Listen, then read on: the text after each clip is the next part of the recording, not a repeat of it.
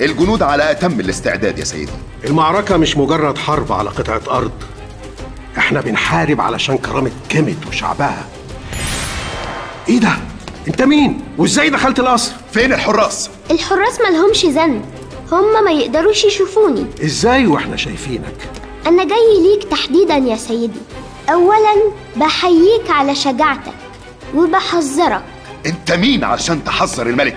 استنى يا قائد، تحذرني من ايه؟ من اللي هيحصل في الحرب اللي انت داخلها. مش دايماً الخير ولا صاحب الحق هو اللي بينتصر يا سيدي. ممكن ما ينتصرش في جولة أو 2، لكن في النهاية لازم ينتصر. يعني انت مستعد تخسر في جولة من الجولات دي حياتك؟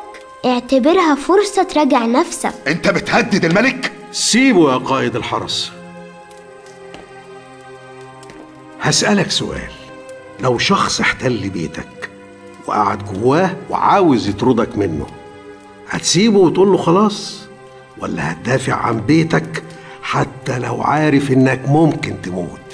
انت مثال للملك المحارب الشجاع.